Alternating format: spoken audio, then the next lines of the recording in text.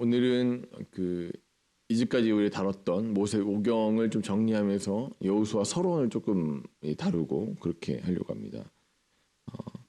저희 동생이 저랑 똑같이 그 목회일을 하는데 그 전도사인데 어제 스승의 날이었잖아요. 스승의 날이어서 둘이 이제 대화를 했어요. 참된 스승은 어떤 사람일까에 대해서 이렇게 얘기하면서 좋은 선생님에 대해서 얘기하는데 어떻습니까? 좋은 선생님의 첫 번째 조건은 잘 가르쳐야죠. 근데 이 잘 가르치는 사람은 당연히 선생은 잘 가르쳐야 되는데 잘 가르치는 것과 함께 이건 좀 뭔가 부족하다 서로 대화하다가 그 가르침을 몸으로 본보기가 되어줘요. 이렇게 가르쳤다고 가르침대로 사는 모습을 보여주는 게 진짜 선생님인데 이걸 지기 잘 안 되는 것 같다. 그러니까 우리가 목회자들이 또 교회 선생님들은 가르치는 것을 잘하는 것뿐만 아니라 본보기도 보여줘야 되는데 본보기를 잘 못 보여주는 것 같다니 그런 얘기 서로 나눴어요. 여러분, 그러니까 지금 이 말씀 왜 드리냐면 이제 신명기 말씀을 통해서 우리가 살펴보니까 뭐냐면 자 1세대라고 하는 사람들이 잘한 게 있어요. 뭐냐면 저주의 말씀이라도 그것을 순종해냈어요. 그러니까 사실은 근데 가장 중요한 그 순종에 실패하죠. 본인들이 하나님 말씀을 제대로 못 지켜서 광야에서 40년 동안 고생하면서 순종하지 않으면 죽는구나를 갖다 잘 깨달았어요. 자기한테 결핍이 온 거죠. 순종 안 하니까 이렇게 고생하는구나. 여러분 고생하시면 누구한테는 그거 다시 안 하게 해요? 자기 자녀한테는 야, 너 그렇게 살면 안 돼. 왜냐면 내가 이렇게 살아보니까 너무 고생했어. 너 정말 그렇게 하면 안 돼. 해서 2세대들에게 순종을 엄청 가르쳤어요. 2세대는 순종의 세대라서 하나님이 가라 하시면 가가지고 가나안을 점령하거든요. 근데 2세대가 나중에 2세대는 그러면 성공한 세대냐? 성공했을까요? 아니, 거기도 실패해요. 보니까 사사기 말씀 보니까 여호와를 알지 못하는 세대가 와요. 그럼 그들은 뭘 실패했냐 봤더니 전수에 실패했어요. 하나님 말씀 가르침에 실패했어요. 이게 이후에 이제 그 말씀 전수에 대한 강박이 생기겠죠. 당연히 이렇게 고생하니까 사사기 내내 힘드니까 나중에는 어떻게 합니까? 전수에 신경 쓰다 보니까 전수를 어떤 식으로 합니까? 글로 써가지고 했기 때문에 1.1획도 틀리지 않으려고 글씨를 쓰다가 여호와라는 단어가 나오면은 나와서 온몸을 씻고 정결례를 취하고 다시 글을 쓰고 이렇게 전수에 목숨 거는 모습을 보여주게 됩니다. 그런데 둘 중에 어떤 게 중요하냐 하면 어떤 게 중요할까요? 1번이 중요합니까? 2번이 중요합니까? 항상 둘 다 중요하죠. 자녀들이 왜 안 변하냐면 여러분 우리가 지식 수준이 부족하고 배움이 부족하고 가르치는 게 부족해서 그런 게 아니라 뭐가 없어요? 순종의 삶이 부족하니까 자녀들이 안 변해요. 최근에 제가 이제 유대인 교육이라는 이 프로그램을 했다가 이제 발제할 일이 있었어요. 정리해서 연구해 보니까 뭐냐면 유대인 교육의 핵심은 뭐냐면 부모가 생활을 할 때 자녀들한테 본보기가 돼요. 자기가 성경을 읽어요. 애들한테 성경 읽으라는 얘기 안 해요. 자기가 성경을 읽고 엄밀히 말하면 탈무드를 열심히 읽어요. 그러면 이제 아이들이 와서 물어보는 거죠. 아빠 나도 그거 하고 싶은데. 아니 기다려. 13세가 될 때까지 네가 성인이 될 때까지는 이 성경을 네가 읽을 수 없어. 안 가르쳐줘요. 그러면 어떻게 하냐? 계속 자기만 보는 거예요. 아빠가 책상에 앉아서 성경 읽고 하나님 말씀 읽는 훈련을 계속 하는 걸 보여줘요. 아이들은 계속 그걸 갖다가 사모하는 마음으로 나도 이제 나이를 먹으면 13세가 되면 나도 저렇게 배울 수 있겠지? 13세가 딱 되자마자 첫째 형이 이게 성인식을 치르고 그 다음부터 아버지랑 그 성경 같이 읽어요. 아버지가 옆에 읽어주고 무슨 내용인지 설명해주고 그러면 둘째가 어떤 생각을 가질까요? 나도 13세가 되면 저 말씀을 언젠가 나도 읽을 수 있겠구나. 본을 보여주고 그것을 가르침으로 연결이 되니까 아이들이 변하죠. 왜 안 변하냐? 그래서 내가 가르침이 부족하고 내가 지식 부족해서 좋은 선생님 만나게 해야겠다. 여기저기에서 잘 가르치는 선생님 만나서 앉혀놓고 애 잘 가르치면 애가 지식이 막 올라가는데 다시 우리 집에 오면 삶이 안 변해. 도대체 왜 저럴까? 보여주는 것이 그렇기 때문에. 보여주는 것이 그렇기 때문에. 재밌는 얘기 하나 해드릴게요. 뭐 재밌을지 모르겠는데 요즘 제가 약간 이렇게 그 체중 관리하거든요. 제가 곰곰이 생각해봤어요. 다이어트를 지금 한 10번째 하는 것 같은데 왜 항상 실패할까 보니까 항상 좋은 음식 먹거든요. 다이어트에 좋은 음식이라고 먹고 항상 좋은 재료를 갖다가 가져와서 먹는데 왜 이걸 자꾸 실패할까 봤더니 그 재료가 나빠서 그런 게 아니라 먹는 본인이 안 변해요. 식습관이 전혀 안 변했어요. 원래 하던 대로 해요. 다이어트 기간 한 열흘 이제 다 끝나면 원래 하던 대로 하니까 어떻게 됩니까? 다시 돌아가는 거예요. 순종이 없으면 전수 백날 해줘도 못 받아들여요. 아니 부모님한테 그런 거죠. 이게 좀 슬픈 얘기인데 목회자 자녀의 그 목회자 가정의 자녀들이 왜 좀 이렇게 엇나가 삐뚤어질 수 있는 경우들이 높은가 봤더니 그런 거예요. 우리 아빠 참 말씀 잘 가르치는데, 우리 아빠 참 설교 잘하는데, 우리 아빠 참 성경 지식 해박한데, 전수 참 잘하는데 뭐가 안 돼요? 사는 모습 보니까 순종을 못하면서 저렇게 말만 저렇게 멋있게 하지? 괴리가 오죠. 미치는 거예요. 누가 그랬대잖아요. 그 사모님이 보따리 사가지고 강대상을 올라오니까 왜 그러냐고 그러니까 나는 집에 있는 목사랑은 못 살겠고 여기 강대상에 있는 목사랑 살고 싶다고. 여러분 본받음이 없으면 순종이 없으면 전수가 불가능합니다. 이걸 끊임없이 보여주는 1세대의 실패는 순종의 실패고 2세대의 실패는 전수의 실패, 둘 다 실패하죠. 근데 그렇다면 순종도 하고 제대로 가르치는 누군가가 와줘야지 이것이 성취가 되겠구나. 좋은 선생이 안 나오는구나. 우리가 이제 모세라는 대단한 그 십계명을 갖다가 들고 온 자기가 쓴 건 아니지만 들고 온 사람, 율법을 제대로 적어서 들고 온 사람, 우리에게 전수해준 위대한 정도 뭐가 없어서 가나안에 못 들어가요? 순종이 없어서 순종하지 않았기 때문에 가나안에 들어가지 못하죠. 어떻게 그렇다면 좋은 선생이 우리 가운데 와서 순종도 하고 전수도 하는 모습을 보여줄 것인가? 그 모델이 무엇인가? 희미하게 계속 그런 선생님이 필요해라고 얘기하다가 어떻게 돼요? 신약에서 성취되는 게 누구예요? 예수님. 예수님은요. 전수의 대가였죠. 하나님의 말씀을 1.1획도 거스르지 않고 우리에게 전수해 주셨어요. 이렇게 하는 거다. 제대로 설명해 주시죠. 여러 가지 막 그 조례를 만들어 갖고 사람들을 억제하고 종교적으로 막 얽매고 있는데 예수님이 정확하게 두 개로 제대로 전수해 주시죠. 율법은 하나님 사랑과 이웃 사랑이야. 제대로 전수해서 정확하게 알려주시는데 그럼 그 다음에 예수님은 어떻게 하세요? 그대로 하나님 사랑을 죽기까지 순종함으로 실천하시죠. 우리 예수님은 순종과 전수를 제대로 해주신 완벽한 선생님 되신다. 이 결핍에 대한 문제는 계속해서 반복됩니다. 우리가 오늘 살펴볼 창세기를 보면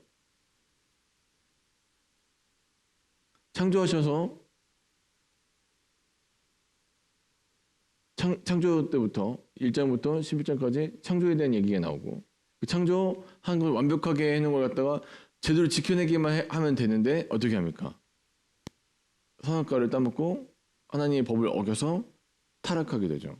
타락한 사람들에게 하나님이 구원이 필요했기 때문에 구원의 여러 가지 장치들을 계속 보여주시는데 우리가 알고 있는 세 명의 족장이 나옵니다. 아브라함, 이삭, 야곱.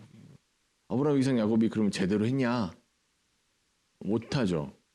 저 사람들에게 계속 끊임없이 하나님께서 도와주시는 옆에 계시지 않으면 이게 성취가 안 되겠구나. 구속의 자체가 하나님 옆에 계셔서 계속 얘기해 주시지 않으면 성공하지 못하겠구나 이렇게 깨달아요. 뭔가 대단한 구원자가 필요하겠구나 생각합니다. 그리고 나서 그 야곱의 아들들인 이스라엘에 대한 역사가 시작되고 그 이후에 어떻게 됩니까? 그 400년 동안 이집트에서 생활하다가 모세라는 거대한 종이 탄생하게 되고 그 종을 통해서 출애굽하게 됩니다. 그리고 출애굽한 그들이 시내산에서 그 사명을 받죠. 근데 이 사명을 너 혼자서 감당할 수 없으니까 어떻게 해요? 제도를 하나 주시는데 이 땅에 성막을 주세요. 성막을 통해서 동행해 주신다는 얘기를. 그 성막만 주신 게 아니라 그 성막에서 하나님과 동행하면서 일할 수 있는 제사장을 주시죠. 근데 그 성막도 그렇고 제사장도 그렇고 어떻게 됩니까? 제사장은 그 자체에서 거룩한 불을 들이지 못함으로 해서 타 죽는 걸 보면서 제사장도 자빠질 수 있구나를 보여줘요. 이 땅에서 두 가지 하나님께서 하나님 만나는 길을 주셨는데 하나는 제사장이고 하나는 성막인데 제사장은 넘어질 수 있어. 불완전하구나 보여줘요. 두 번째 성막은 그럼 어떠냐 봤더니 우리가 레위기에서 보니까 대속죄일날 보니까 성막도 인간의 더러운 죄가 계속해서 반복되다 보면 그 죄 때문에 오염될 수 있다는 거. 언젠가는 피로 한 번씩 닦아주고 치워줘야 되는 대속죄일이 있다는 것을 보여줍니다. 뭔가 이것도 불완전해.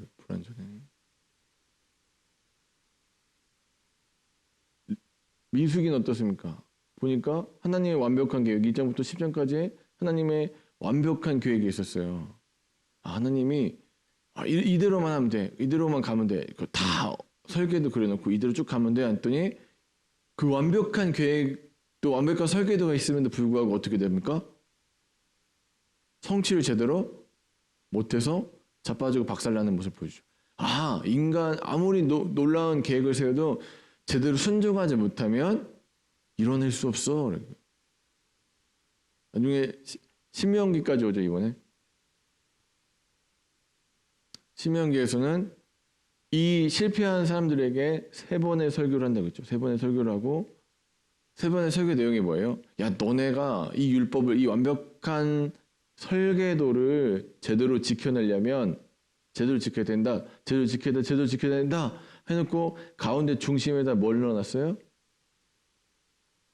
네 힘으로 안 되니까 온 마음과 온 뜻을 다하여 하나님을 사랑해야 돼. 네 행실로 너의 마음 먹음으로 이건 지켜낼 수 없는 거야. 지키면 축복, 어기면 저주인데 그게 무서워서 네가 지켜낼 수 없을 것 같다. 그러려면 넌 어떻게 해야 되냐? 온 마음을 다해서 사랑해라. 근데 계속해서 창세기부터 신명기까지 문제가 보이죠. 결핍이 있어요. 누군가 와서 너무 어려워, 너무 복잡해. 와서 누가 시원하게 정리해주는 선생님이 필요한데 모세를 보니까 모세도 순종이 안 돼서 가나안에 못 들어왔어요. 여호수아는 보니까 자기는 잘 지켰는데 다음 세대에 전수를 잘 못해줬어요. 대단한 종들이라는 그 모세와 여호수아라는 1세대 대표, 2세대 대표들이 제대로 못해요. 도대체 그럼 어떻게 해야 되냐? 누가 와서 메시아가 와서 좀 우리 도와줘야 될 텐데 누군가 도움이 필요해. 계속해서 이 모세오경에서 우리에게 울림으로 주는 게 뭐냐면 직접적으로 얘기하지 않아요. 이게 예수다라고 얘기하지 않고 너무 필요해. 뭔가 필요해. 누군가 와서 도와줘야 돼. 우리가 모세오경을 읽으면서 끊임없이 반복적으로 생각하는 게 뭐냐면 누가 와서 좀 도와주면 좋을 텐데. 누가 와서 좀 이렇게 가르쳐주면 좋을 텐데. 누가 와서 직접 이렇게 하는 거야 라고 몸으로 보여주면 좋을 텐데. 도대체 누가 와서 도와줄 수 있을까? 봤더니 인간들은 오늘 족족히 실패하는 걸 다윗도 실패하고 솔로몬도 실패하고 뭐 대단한 사람들도 다 실패하는데 도대체 누가 와서 이걸 갖다가 우리에게 도와줄 수 있을까? 모세오경을 누가 우리에게 몸으로 보여주고 우리에게 제대로 가르쳐줄 수 있을까? 에 대한 물음으로 모세오경이 끝나면 우리가 궁금하죠. 도대체 그걸 어떻게 할 수 있을까? 그 반향이, 그러니까 에코라고 하잖아요. 메아리가 둥둥둥둥 떠갖고 구양 내내 울려요. 파도 치듯이 계속 울리다가 나중에 어디서 클라이맥스를 말했냐면 마태복음 1장에서 빡 끝나는 거예요. 예수님이 오셨어. 너희가 그동안 그렇게 누군가 와서 도와줬으면 좋겠다. 누군가 우리를 도와줬으면 좋겠다라고 생각했던 그 예수님 오셔서 어떤 걸 해내세요? 순종의 삶을 보여주시고 말씀을 제대로 가르쳐 주셨다. 그래서 모세의 오경을 이루신 분은 예수 그리스도다. 근데 그 예수 그리스도께서 정말 감사하게도 우리에게 모세의 오경을 다시 한번 제대로 가르쳐 주시면서 온 마음을 다하여 하나님을 사랑하라. 그리고 그 실천으로 내 이웃을 사랑하라 해놓고 본인이 십자가에서 순종하면 죽기까지 순종하면서 죽으시기까지 다 보여줬어요. 그래서 이렇게 사는 거야 라고 했어요. 자, 그럼 여러분 이제 답은 간단하게 나왔어요. 어떻게 하시면 돼요? 예수님처럼 사시면 돼요. 예수님처럼 사시기만 하면 돼요. 결론이 끝났어요. 그렇게 하시면 됩니다. 그럼 집에 돌아가시면 여러분 답답한 마음으로 사시는 거죠. 어떻게 예수님처럼 살라고? 난 그렇게 죽어도 못해. 그래, 성경에서 그래 온 마음을 다해 하나님만 사랑하면 율법이 다 따라오니까 율법을 잘 지키면 또 율법에 나오는 그 복들을 너한테 다 임하게 될 거야. 그러니까 너는 하나님 사랑하기만 하면 돼. 라고 했더니 우리 마음은 답답하게 뭐예요? 알긴 알지. 근데 어떻게 사랑하는 건데? 내가 어떤 데는 되게 사랑해서 너무너무 좋아 죽겠어 갖고 하나님 없이는 못 살아, 예수님 없이는 못 살아 그러다가 어느 날 수탁 틀리면 아우 나는 뭐지 뭐 못하겠고 이것도 못하겠고 이것도 못하겠고 나는 진짜 원망 불평밖에 못하는 사람인데 나는 어떻게 살아야 되라고 할 때 주님이 뭐라고 하시면 그와 같이 너희를 버려두지 않겠다고 하시는 거예요. 너 혼자 그거 지켜내는 거 너 어렵지 힘들지 그래 넌 나처럼 못 살아 아는데 너 네가 나처럼 살 수 있게 내가 너를 도와줄게. 그래서 뭐라고 합니까? 내가 보혜사를 보내줄게. 너를 돕는 분을 보내줄게. 그분이 성령님이세요. 우리는 우리의 힘 능력 의지하면 작심삼일 하시는 분들 대단하신 거예요. 3일이나 하시는 거면 와 놀라운 거예요. 작심삼일이야 그렇게 해도 그분 작심삼일이야 얘기하시는 분도 그 3일 못 버텨요. 근데 사람은 그런 존재예요. 그런데 우리가 어떻게 죽는 그날까지 예수님 닮아가고 예수님 쫓아갈 수 있는가? 내 의지, 내 힘으로 안 된다는 거 우리가 아는데 그래서 고와 같이 그러니까 너 그냥 네가 한번 해봐. 안 되면 지옥 가는 거야. 그 좁은 길 걸어가면서 자빠지면 너는 망하는 거야. 아니 고와 같이 너를 버려주지 않을 거야. 성령께서 너와 함께하게 내가 너를 돕는 분을 붙여줄게. 하나님 그래서 이 시간 이 자리에 성령께서 우리와 함께 하십니다. 구원의 길을 알았어요. 예수님처럼 사는 거예요. 하나님 기뻐하시는 길이 뭔 줄 알았어요. 예수님처럼 사는 거예요. 그런데 그거 내 힘으로 안 되니까 성령님 의지해서 오늘 하루도 겸손한 마음으로 주님 저 이거 안 돼요. 저 예수님처럼 못 살아요. 예수님처럼 순종하기도 어렵고 그 말씀 제대로 뭐 선포하라 가르쳐라 그것도 잘 못하잖아요. 제게 성령 하나님 역사하셔서 오늘도 살아갈 힘이 되어주시고 살아갈 힘을 주시옵소서. 그렇게 겸손하게 기도할 때 모세 오경에서 우리에게 계속 끊임없이 질문하는 그 삶 그리고 그 본질이 우리 삶 가운데 그대로 이루어질 줄 믿습니다. 사랑하는 여러분, 오경이 참 어려웠는데 오경을 몸으로 보여주신 분 예수님을 통해서 우리가 그렇게 쉽게 보고 있는 거야. 그렇구나. 근데 또 그 예수님이 모세 오경을 갖다가 설명해주고 보여준 것뿐만 아니라 실제적으로 사시면서 이 삶을 갖다가 살기 위한 우리에게 성령을 보내주셔서 지금 우리가 살고 있는 것입니다. 사랑하는 여러분, 그래서 오늘도 하나님 기뻐하시고 원하시는 순종의 삶, 전수의 삶을 살기 위해서 성령 하나님을 의지하십시오. 주님이 우리 가정 가운데 함께 해주시길 간구하십시오. 주님이 우리의 사업 가운데 함께 하시길 간구하십시오. 성령께서 우리 전 삶 가운데 함께 하시길 간구하시면서 오늘 하루도 그 성령과 함께 동행하시는 사랑하는 저와 여러분 되시길 주의 이름으로 간절히 축원합니다.